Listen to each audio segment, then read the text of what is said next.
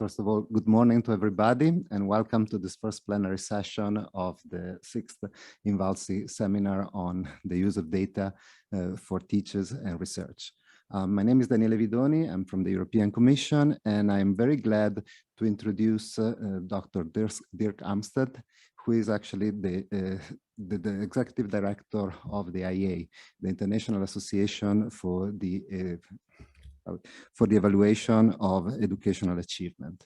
I'm particularly pleased to be the chair of the session because the IA is the group that coordinates, develops a very large number of international large-scale assessments, including TIMSS, PEARLS, ICCS. And in my previous life as educational researcher, I developed, for example, my PhD dissertation on TIMSS data. Therefore, I'm very glad to have this opportunity.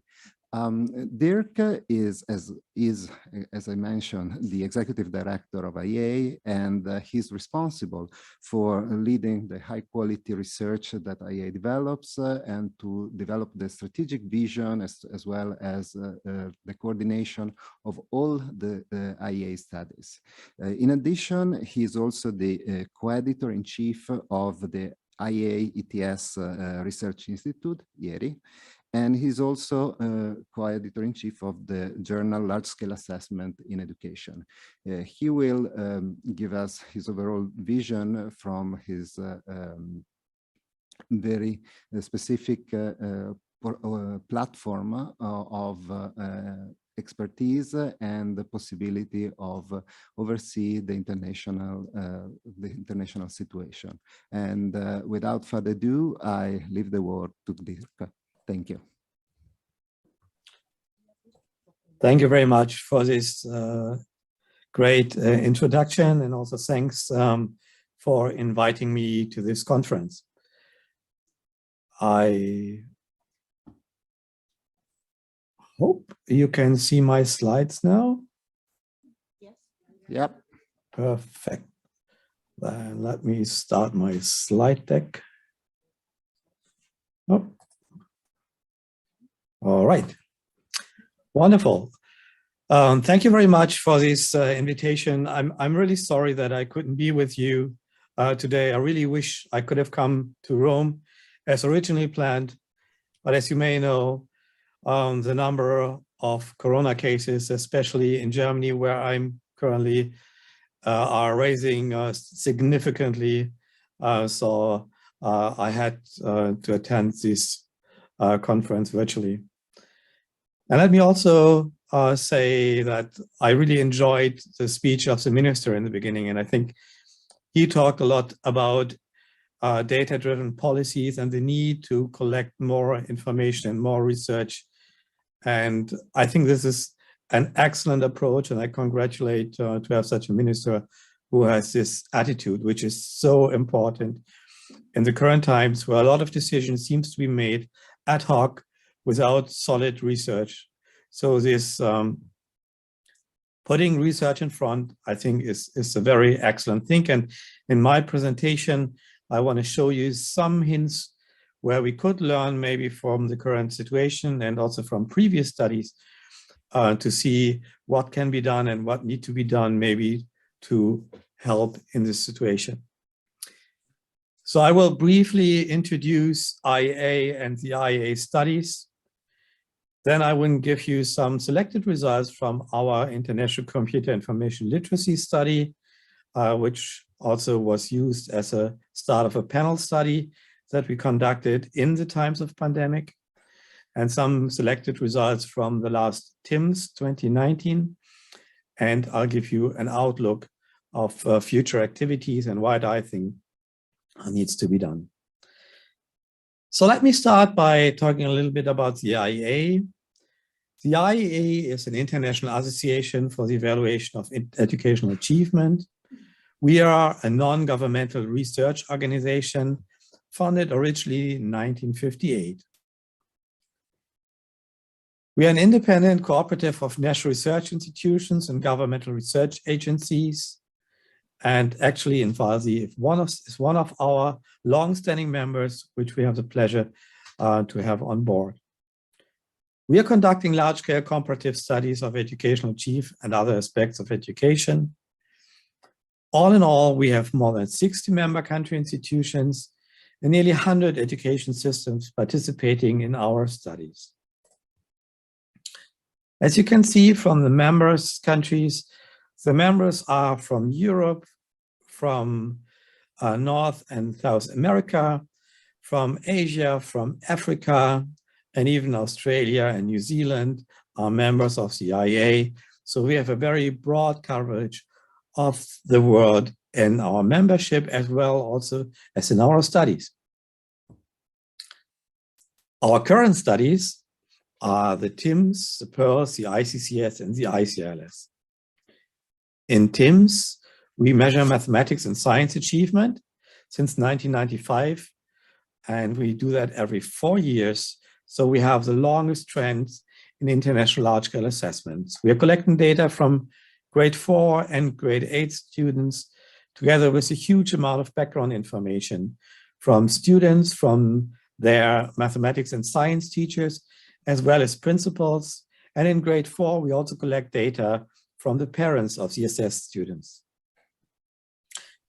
In our Progress in International Reading Literacy study, we are assessing the reading literacy achievement of grade 4 students since 2001, every 5 years.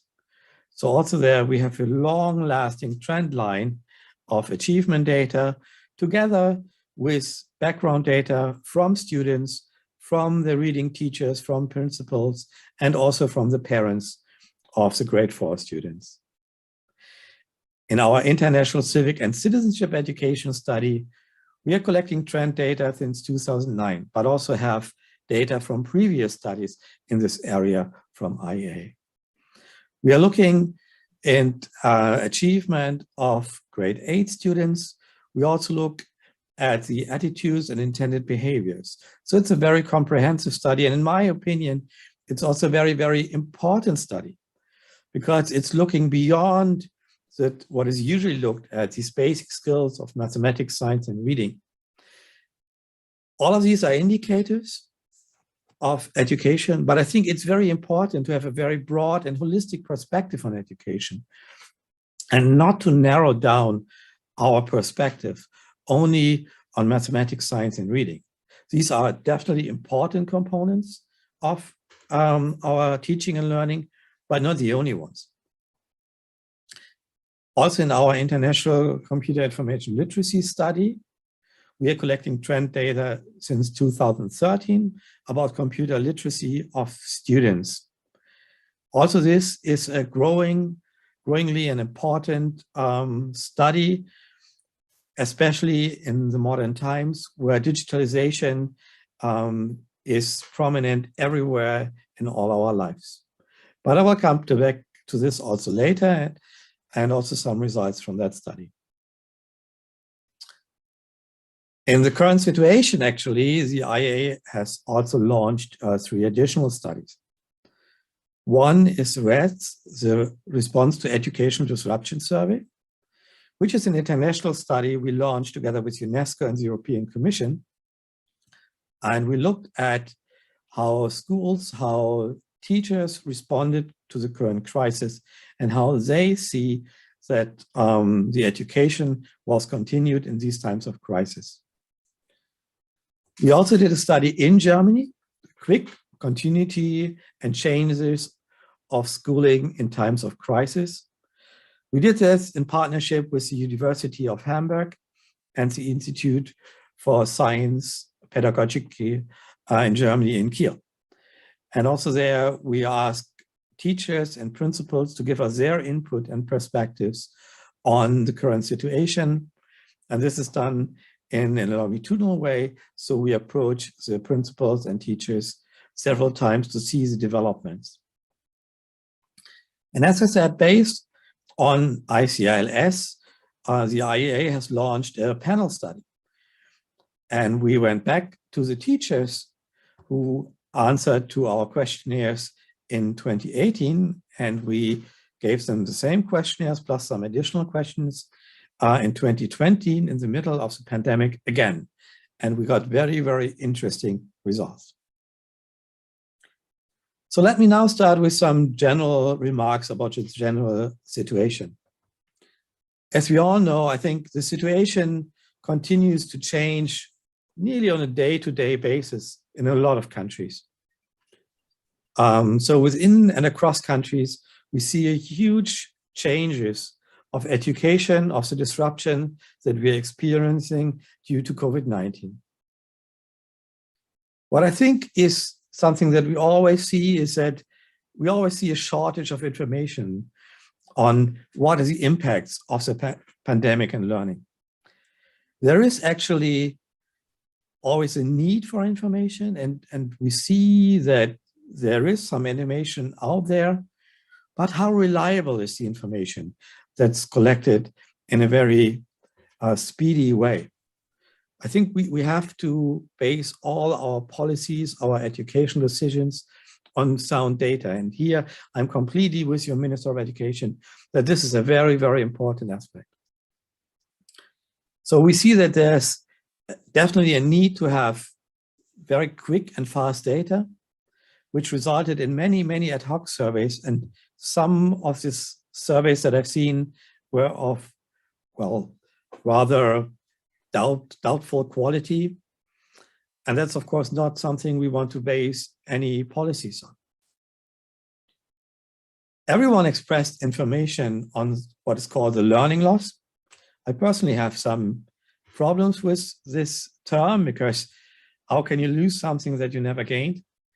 But actually, we assume that students did not learn as they learned in previous years. And we need information if that's really the case.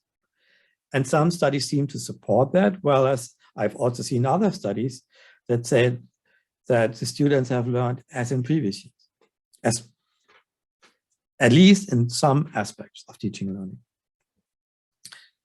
So we need data, and we need to find this data. And as also the minister said, and I think that's also right, we can't treat everyone the same. Right? It is very, very important that we look at the different learning situations of different types of children. And we need to tackle individual differences, especially now probably more than ever. On the other hand, we saw also in our studies that it's difficult to conduct studies on the schedules that we are having. Schools are disruptive. Students are not in schools. How can you assess students in a comparable way in this situation? That's clearly posing a challenge to all the studies for us, as probably also all the studies that are conducted by INVALSI. The good thing is that we also have data available from previous assessment, like TIMSS and ICLS, which can inform policies, because they can tell us where we maybe have already some threats that we need to tackle. So now let me continue by having not only me talking, but also having someone else talking. And that's someone from the European Commission who can talk about his impression on that too. My name is Director of Policy Strategy and Evaluation in the Department for Education, Culture, Youth and Sport at the European Commission. At the European Commission, we value policymaking that is evidence-based and that requires internationally comparable data. Education is too important for ill-based experiments. If education is the future, then quality education, accessible and inclusive, is the vision to pursue. The COVID-19 pandemic has put unprecedented pressure on the education and training sector, aggravating pre-existing challenges, not least inequalities. This shows once more the importance of building resilient education and training systems, starting with robust, comparable data to guide our policymaking. To develop what political leaders call the European education area, it will be essential to monitor education outcomes. EU member states agreed on a range of EU targets and on the use and further development of indicators to do so. Just to give you one example, acquiring digital skills has become a must in today's society. But how do we know where we really stand on this? Should we rely on self-reporting alone? Or can we strengthen our knowledge base on actual testing of digital skills? And here it turned out the IEA studies are a great asset to support the digital transition the European Commission advocates. The International Computer and Information Literacy Study, developed by the IEA, which relies on direct measurement of digital skills, became the reference point in the EU's education policy agenda concerning digital skills. Challenges in education are bigger than acquiring digital skills alone. But in every step we take, reliable data and evidence are a solid base to strengthen the impact of our policies.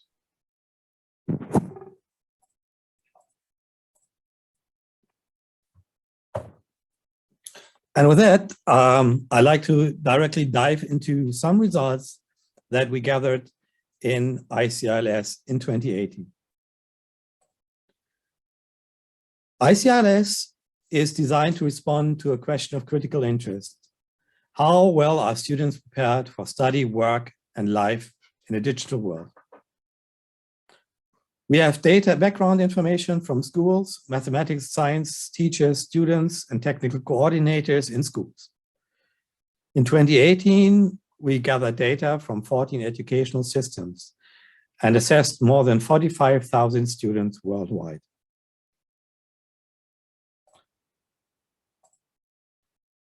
And actually what we found, and I think that's also very, very relevant to today's crisis and the digital teaching and learning environments that we are having in a number of countries. We saw huge differences with respect to how students were equipped. We found that 24% of students whose parents had a higher occupational status or better SES background, reporting having fewer than 2 laptops or desktop computers at home, compared to more than 40% of the students whose parent had a lower occupational status. So we see that there's huge differences in how students are equipped for teaching and learning in a digital world. We also saw that the students had very diverse technical skills, and that's data, again, from ICLS just prior the pandemic hit us. We could distinguish between different levels of computer literacy knowledge. And students working at the level 1 demonstrated a functional working knowledge of computers as tools and a basic understanding of the consequences of computers being accessed by multiple users. So for example, they could open a link in a browser tab and identify who receives an email by carbon copy, insert an image into a document. And we saw that 25% of the students reached this level, although there are still 18% of the students who did not even reach this basic level. Students at level 2 use computers to complete basic and explicit information gathering and management tasks. So for example, they could add context to a collaborative workspace, navigate to a URL presented as plain text, and they know that search engines can prioritize sponsored content over non-sponsored content. And we found about 36% of the students on average on that level. Students working at level 3 demonstrate the capacity to work independently when using computers as information gathering management tools. So for example, they identify that a generic greeting in the email suggests that a sender does not know the recipient, which is of course important to find a scam mail, etc. And they could select relevant information according to a given criteria to include in a web page. 19% of the students were reaching this level. And the desired level, level 4, at this level, students selected the most relevant information to use for communicative purposes. They evaluate usefulness of information based on criteria associated with the need and evaluate the reliability of information based on its content and probably origin. For example, they evaluate the reliability of information intended to promote a product on a commercial website. They select from sources and adapt text for a presentation so that it suits a specified audience and purpose. But sadly, we could only find 2% of the students reaching this level that we think is what students should know and should be able to in today's world. We also found that there is a myth that boys are better when it comes to using computers. So it's a boys' domain. But actually what we found is that in all countries participating, there's a consistent finding across all the countries that the girls outperformed the boys statistically significant. We also had one domain which is called computational thinking. Here students should demonstrate that they are clear with the logic, how computers operate, and that they could use some programming, basic programming language. Here we found that the male students performed better than female students, but just on a tiny bit. Looking at a country level, we saw that boys performed better in Portugal, United States, or in the German state of North Rhine-Westphalia. But girls, for example, still did better in Finland. In all other countries that were participating, there's no statistically difference. Indeed, in Denmark, for example, the average score for boys and girls was exactly at the same level. And we measure with a very, very high precision. But as I said, based on that study that we had, the ICLS, we then continued in 2020 with a teacher panel. We had 3 education systems or countries that participated, which were Denmark, Finland, Uruguay. And in that, we investigated the transition to more technology-based learning in the context of COVID-19. And here are some findings from this study that was just released last month. In 2020, a higher percentage of teachers across participating countries reported using digital tools compared to 2018. That's probably not very surprising, because in the times of crisis, there was an emphasis on using digital tools. But what we found as one of the bottlenecks, and that was reported by students, by teachers, by principals and technical coordinators in ICLS 2018, is that the bottleneck to using digital devices in teaching and learning was the teacher's self-efficacy. So the teachers don't have the impression that they can handle and deal computers adequately. Sometimes they even think that their students are better in using and dealing with these skills. And therefore they sometimes abstain from using that. And we could see, and that's one positive effect actually, that in 2020, teachers reported a higher ICT self-efficacy. And especially in Uruguay, where the self-efficacy was very low in 2018, there was a huge increase of the self-efficacy of the teachers in terms of using learning management systems and using digital devices in general.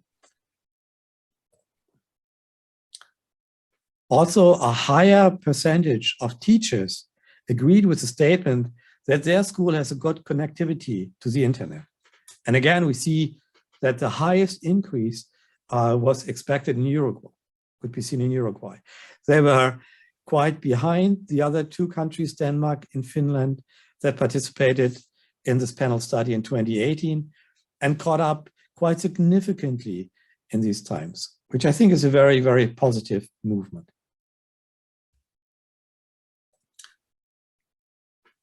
We also did see that across countries, teachers reported using digital tools for different teaching practices more frequently. So teachers said that they use ICT to provide feedback to students on their work. And that was also a dramatic change to what we've seen previously. So we see significant changes with respect to how computers are used in the pandemic. One thing that we also saw in 2018, we looked at what matters. So when did teachers use more computers in their school? When was their self-efficacy higher? And we found in 2018 that one of the dominating factors was that there's a collaborative atmosphere in the schools in using ICT in teaching and learning. And we saw that this increased significantly also in the current pandemic, which is also a positive thing. So that hopefully will have also a longer impact on teachers using ICT in teaching and learning. Let me also now come to some results from TIMSS. As I said before, and TIMSS measures mathematics and science achievement of grade 8 and grade 4 students. And we've done that the last time in 2019. The next data collection is currently in process and is planned for 2023. The 2019 results were published in 2020, so already when the pandemic hit us. But the data collection happened prior to the pandemic. TIMSS includes background information, rich background information, from schools, mathematics and science teachers, students, and parents in grade 4. In 2019, we gathered data in 64 countries, plus 8 benchmark systems, so sub-entities of countries. And we assessed more than 600,000 students worldwide. With 2019, we actually have 24 years of TIMSS trends. And also let me mention here that all the data that I'm talking about here is available freely to everyone on a micro level on the IEA website. So it can be used as a resource by all researchers around the world. And I strongly recommend to take a look at it. It's a rich, rich source of information. But let me come to some results that we found in TIMSS 2019. As we know, currently a lot of teaching and learning happens in a virtual world, and that happened also especially in the pandemic. In TIMSS 2019, we found for the grade 4 students that 12% on average of the students were without a computer or tablet, which probably hinders, as we all know, teaching and learning in a digital environment. But what I found personally very scary is that when we looked at it, we saw that 90% of the grade 4 students reported that they also don't have a study desk at home. And although it might be easy, also not inexpensive, to provide digital devices to the students, but let us not forget, if students are learning at home, they also need a quiet place to work. And actually, this seems even to be a more problematic issue than having computers or digital devices at home. And in grade 8, we see a similar picture. 11% of the students reported that they have no computer or tablet at home, whereas 70% said they don't have a study desk at home. And this is also something that we need to take into account when we talk about remote teaching, closing schools if that's needed, and having students learning at home. The environments that they have at home might not always be suitable for learning at home. And if we look at that on a country-by-country level, we of course see huge differences between the countries if they have computers or tablets at home, or if they have a study desk at home. But we see that in almost all countries, the number of students who don't have a study desk exceeds the number of students who have no computer or tablet at home.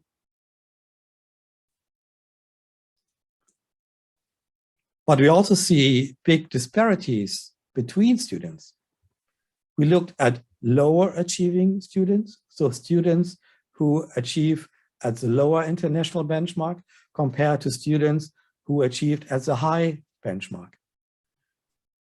And if we look what percentage of these students don't have a computer or tablet at home, we see, and this is the gray bars, that there's a much, much higher percentage of the students who already performing lower, who don't have digital devices at home, compared to those who are at the advanced international benchmark. So those students who are already performing low are also less well equipped to learn at home because they don't have the digital devices at home. And actually we see exactly the same when we look at the study desk. Again, a much, much higher percentage of students that is performing at the advanced level, they are better equipped than the students at the low international benchmark. Actually, what you can see here in the middle, I don't know if you can see all the bars, but in Italy, it seems to be at about the same level, which is probably a very, very positive information for the Italian school system. So if we look at that internationally, we see that more students without a study desk at the lowest achieving level than those at the highest. On average, we see that the students that are performing at the advanced level in TIMSS, 7% of them don't have a study desk, whereas 26% of the lower performing students don't have a study desk. So we see huge differences and disparities between different groups of students. And that might be something that could amplify the differences when teaching and learning happens at home. So where do we go from here? As I said, on one hand, we have the study response of educational disruption survey. This is a study we are conducting in partnership with UNESCO and the European Commission. And we look how were teaching and learning affected by the disruption and how was this mitigated by implementing different measures across and within countries. We are collecting comparable information from schools and from teachers and students in a systematic and scientific manner. We administered questionnaires to a random sample of grade 8 schools, teachers, students, and also have a national context survey. It's not a cognitive assessment, so not about achievement level, it's just about the learning situation. The results of this study will be released on the 24th of January. This is one of the fastest studies that we ever run at IEA to help countries maneuvering through this crisis. The countries participating in this study is a very interesting sample of countries from around the world. We have the countries participating are Burkina Faso, Denmark, Ethiopia, India, Kenya, Russian Federation, Rwanda, Slovenia, Uganda, United Arab Emirates, Uruguay, and Uzbekistan.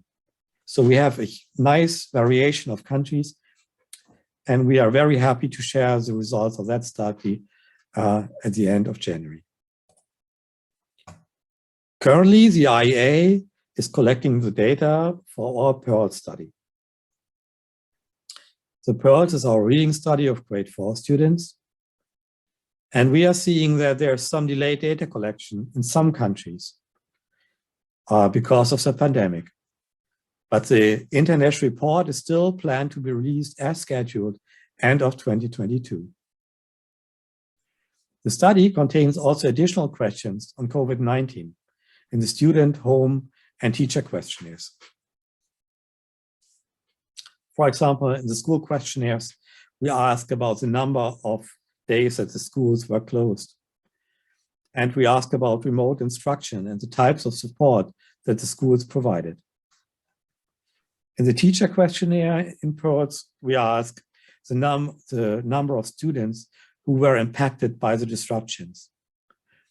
And when we collect data from the parents, we ask them if the child's school was closed or negative impact on learning that they can have experienced in teaching and learning. We also have an encyclopedia which gives background on the countries, and especially this time, it will be also rich data on the countries' responses to COVID-19. The first chapter of International Report will document the challenges of data collection during the pandemic. And at this time, also, let me say that the countries participating in this study are making heroic efforts to collect data in these difficult times. Also, the support that we saw from schools, from teachers in participating countries was immense.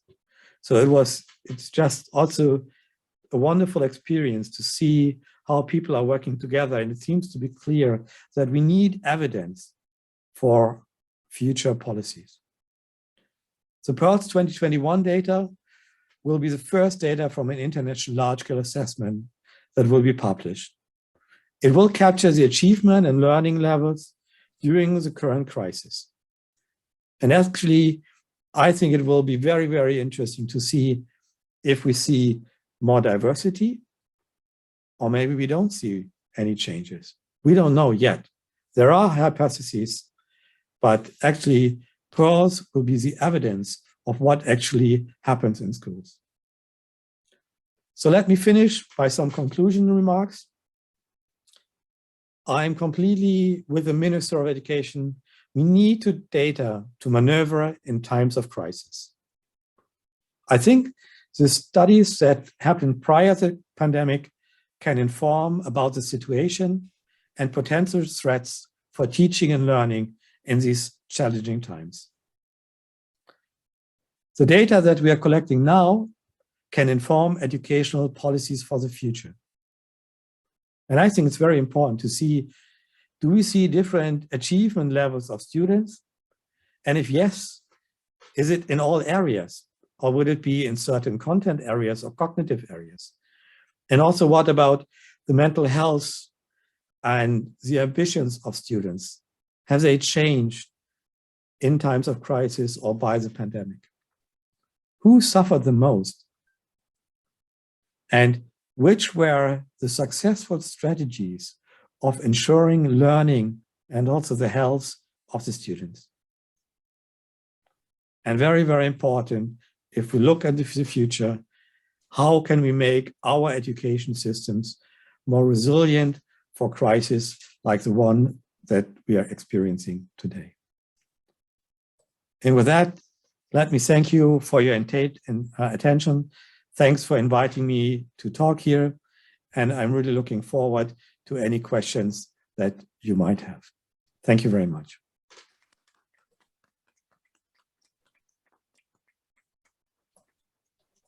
Dirk, thank you very much for your overview of all what IEA can do in terms of supporting countries to engage in national strategies to improve the educational systems. And with this, I would open the floor to questions. And if there is questions coming from the people connected, I would actually ask them to raise their hand on the application, and I would give them the floor. In case there is no question already from the audience, then I would have one to begin with. One of your conclusions related to the fact that we need data to maneuver in times of crisis. And well, what we see is that the kids more affected by the situation are the kids coming from weaker SES status, or in any case from migrant status. So I would like to know, does the IEA have any specific strategy in order to well, put a focus or look more in detail at this share of population, which is actually crucial for us to get better? Yeah, thank you for that question. I think there's two answers that I like to put in here. One is, yes, all our studies also collect data on the socioeconomic background, on immigration status, on the language that was is used at home. So there's a rich variety of information, and all IEA data can, of course, be analyzed with respect to these attributes. When it comes to conclusions, what can be done actually? I think these are, the answer to that is very country specific. There's no one fits all conclusion, I think. We can't simply copy results and responses that were taken by one country and copy it to the next. And as we could see also, there's huge variation between the situation in different countries. And in some countries, disadvantaged students are more disadvantaged than in some other countries. But what we've seen and experienced actually is that there was especially a support for lower achieving students. There was also support by, for example, equipping students with digital devices from the school. And that probably has helped in some countries also working in that area and helping these students to learn. In other countries, there was a huge emphasis also on teachers, so they can use the teaching device and digital devices more efficiently, and also target their teaching and learning also to the different groups of students. And that probably is also a helpful strategy in some countries. But as I said, I don't think there is a one-fits-all solution, but the data is available, and each country, I think, needs to dig into their own data and see what can be done. So that would be my conclusion for that. Thank you very much. Additional questions? Robert, Antonio Piscopo.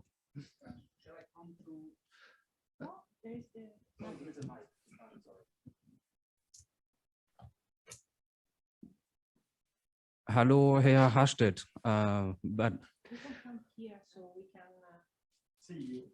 oh yes, of course. Well, it's not so important seeing me, but I I am very shy. So, hello, guten Morgen.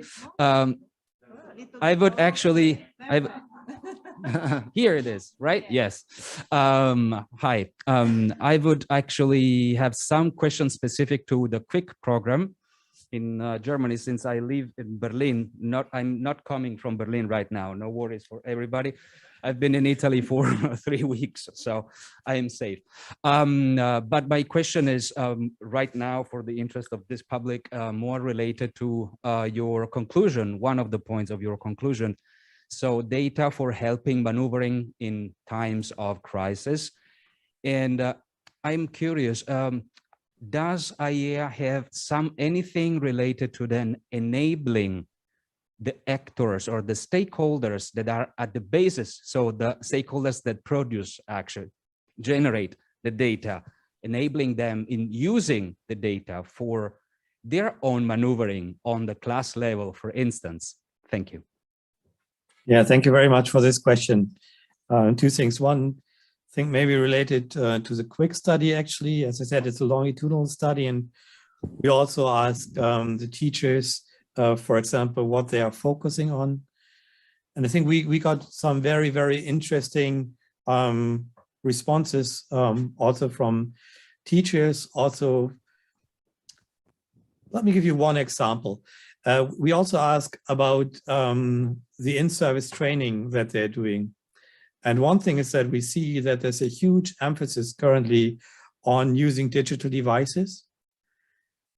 But we also need to look that there's also different and other professional learning that teachers should do.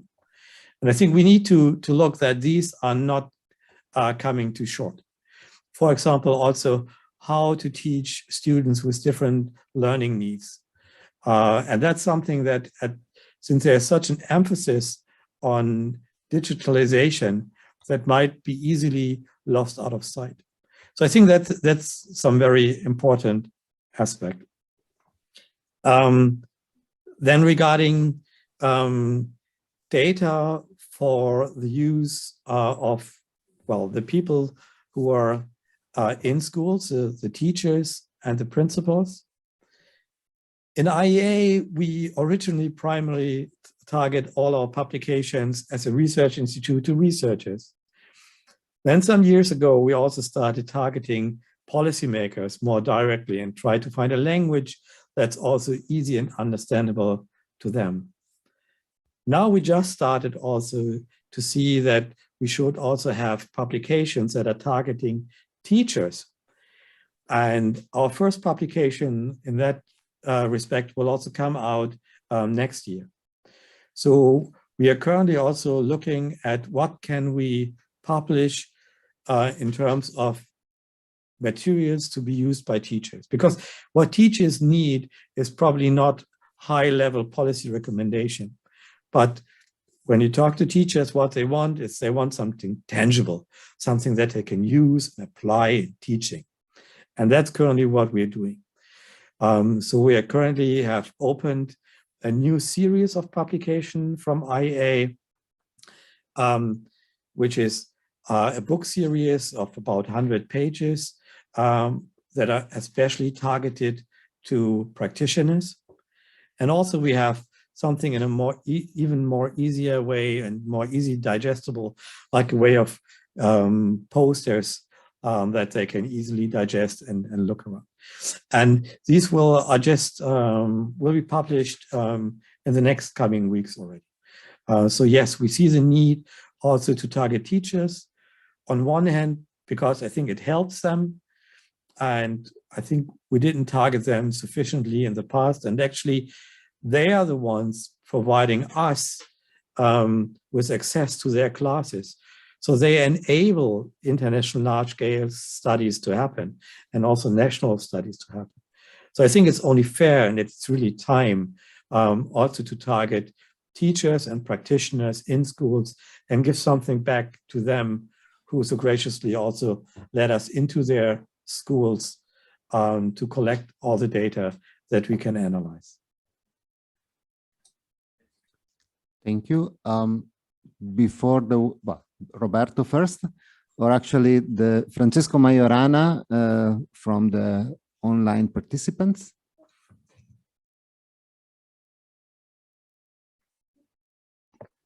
I guess Roberto come first. Oh, okay, thank you very much. My question from the point of view of teachers and the researchers, what is your suggestion to improve the percentage of students reaching level 4 according to your study, in particular for critical thinking and selecting information and reliability of information, fact-checking in general? Yeah, thank you very much for this question. Actually, one aspect that we saw is that especially digital skills, so computer information literacy, was extremely strongly related to the student's background. And what we found actually is that digital skills are not included in many curricula and don't have a big emphasis in curricula. Because, as we said, sometimes people think students are digital native, so they probably know how to use digital devices. They know how to find information. But our study has shown that this is not the case. And as a consequence, what we saw is actually that students are learning these skills at home, or they don't learn them at all, because teachers are simply not teaching where to find information, how to detect a scam mail, how to use and communicate effectively. And I think this is one of the crucial aspects. So I think it needs to start by having a big emphasis of having also these computer literacy skills in the country's curricula. That's step number one. And then enable teachers to learn and teach, to learn it themselves so that they can teach these, and also have teaching materials available to the teachers so that they can teach these skills based on the curriculum. So that would be my recommendation. First, look at the curriculum, if it's included, and provide the teachers with training, but also with the materials to teach computer information literacy skills skillfully to their students. And do not assume students are digital natives. They can operate their mobile phones, yes, and they can probably also play games on it. And they communicate a lot with them. But that does not make you a solid person in today's world. So that's what we need to emphasize. Thank you very much for your answer. Thank you. So I'm a little bit concerned about time. Therefore, otherwise there are other questions. I would have Roberto's as icing on the cake. Last question. Okay, thank you, Dirk. Thank you very much for your very interesting presentation and for your tremendous work in this field. My question is related with the question of the friend Daniele. Do you have any evidence about the high performance students? Because I think it is the other face of the same coin. We usually, of course, speak about low performing students, but I don't know where I have to look. And I think it's important also to take into consideration this part of the students and to learn the impact of the pandemic, but maybe in a more general way or in a more general point of view. Thank you very much. Thank you very much, Roberto. That's a very, very important aspect, I think. Also learning from what are the characteristics of the highest performing students, actually. And I don't think that enough emphasis in the research has been spent on that, actually. In ICLS, as I said, it's just a very, very small percentage, so it's probably very difficult to see what are the characteristics of the highest performing group. But if you look at the two highest performing groups, that might be as informative as well. But what we saw is actually these students are high performing in different areas, actually. That's what we saw. That have teachers who have self-confidence in teaching and learning.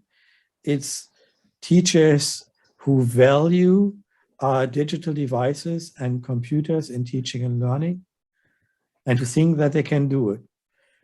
They are taught by teachers that are in schools where there's a collaborative atmosphere, and teachers are working together using digital equipment in teaching and learning. So these are some hints, but I don't think I can say much more. There's definitely a lack of research in that field that you just also mentioned, Roberto. And I think we need to take a look also much more into that and learn from the highest performing. That's a very, very good aspect that I just can also emphasize. Thank you very much.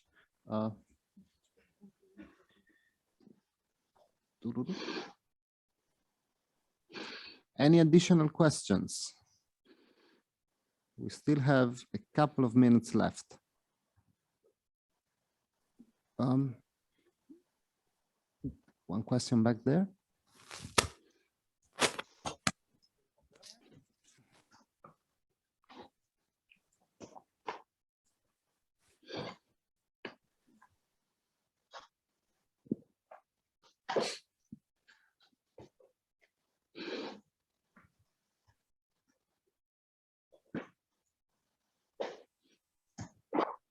Good morning, and thanks for the presentation. Yeah, I would ask, since the spread in the period of COVID of learning management system, right? Like schools and teachers are using a lot of tools. I'm thinking about Google Classroom, but there are a lot of them.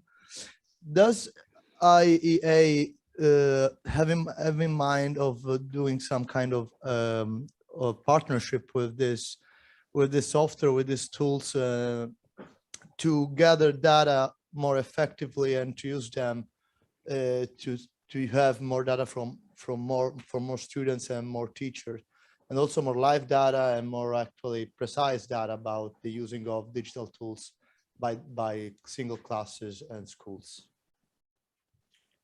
Yeah, thank you for this question. Actually, since all the studies are going more digital, in our TIM study now, nearly every country is collecting data on a computer, so it's computer-based assessment. Also in PEARLS, we have computer-based assessment. Also ICLS and ICCS are mostly computer-based assessment. So what we are doing with that, it's of course also an opportunity. We have computer-based assessment not only because computers are the learning and teaching mode of the 21st century, but also they enable us to collect, for example, rich background data on students. So we collect log data. So how do students maneuver through the text to the test? Which is the order that they are doing the test in? How much time do they spend on each of the test items? Do they change responses? All of this information is now available with computer-based assessment. And for the last TIM cycle, we have just published also this log data. So researchers can use the data and find what makes a difference. We also have a series of seminars also on log data, where we bring people together to talk about the best usage of the data. I still think that this is a relatively underdeveloped area. People are looking in the data, and what I always say, it's they try to fish, so they look what you can find in there. But what we are still lacking is good theories that we can verify with the collected data. So I really hope that learning series will develop also further in the area of computer-based teaching, learning, and assessment. And then that the data that we are collecting now and will collect in future also can help understanding teaching and learning and how students use digital equipment, how they learn, how they respond to the text. I think there's a lot still that can be uncovered. And we certainly have not reached the end of that and did not make use of everything that's possible. But this is clearly something that will develop and will develop further. And I know that also INVALSI and also Roberto are strongly interested in that and have a lot of emphasis on digital assessment and the use of log data and other data. Thank you. Thank you very much. I don't see additional questions. So if that is the case, we're just on time, and I would thank Dirk for his contributions and all the participants for their questions and interest to this presentation. And I would close the session and invite everybody to join us for lunch. Thank you, everyone, for your interest. It's really a pity I couldn't be there for you with lunch now. I know Italian food is always excellent, so I'm sure you will all enjoy. Thank you very much for your attention. Thank you, Dirk.